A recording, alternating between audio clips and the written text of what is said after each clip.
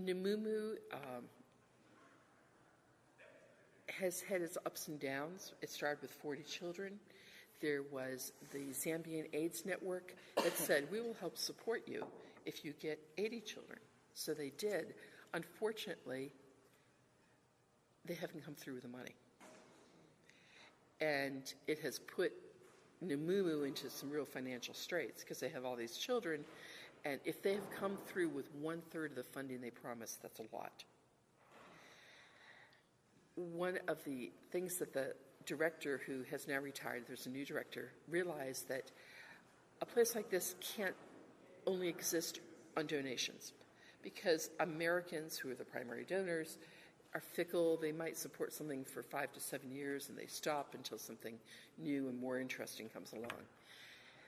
Namumu is right in the town of Siavanga, and Siavanga is on the shoreline of Lake Kariba. And Lake Kariba is a huge man-made lake that they get hydropower from. But also in Lake Kariba are these little tiny fish called kapenta. And Mujungo, the director, thought if they could have some kapenta boats, they could fish and use that as income for the orphanage. It goes up and down because there are problems, and he was trained by a woman who had a large fishing fleet, and so they knew what they were doing. One of the problems is they fish at night. They fish like the disciples fished. They go on at night, they have a light, attract the fish, they lower the net, and bring the net up in the morning. Except sometimes, because the fishermen are out by themselves, others will come along and they'll sell the fish to these other people and keep the money. So you have to be careful about what's going on with things like that. They've also had some other income-generating projects of carpentry, of metalwork, because almost every building has a metal security door and bars in the windows. So there are things like that it's also good for training of the kids who are getting older, too.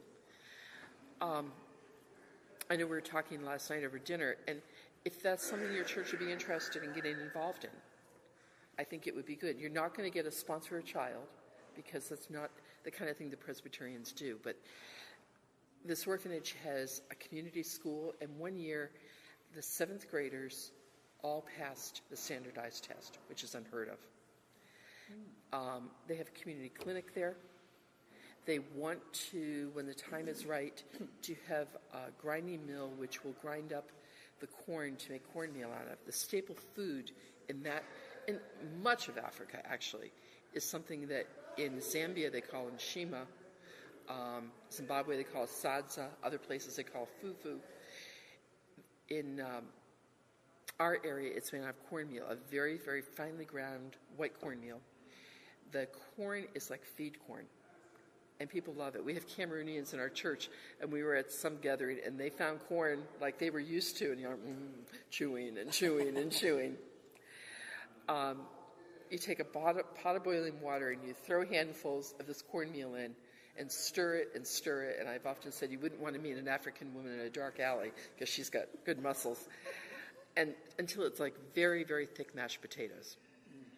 There's no flavor to it, there's no nutritional value to it, but it fills you up. And even if you have a big, wonderful meal, people will say you haven't eaten unless you've had shima.